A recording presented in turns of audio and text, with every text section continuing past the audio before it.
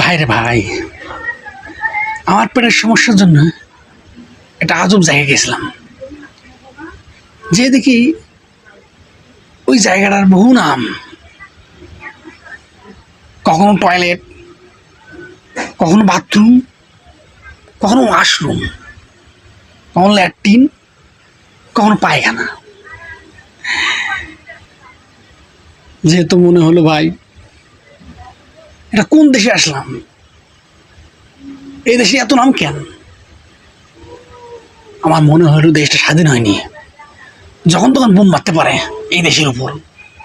ভাই রে ভাই, জীবন বাঁচার তাগিদে দিলাম দৌড়। বাইরে ভাই, দেশটা কখন স্বাধীন হবে? ভাইরে ভাই, আমাকে একটু বলবেন। আমার পেটের অবস্থা খুব খারাপ।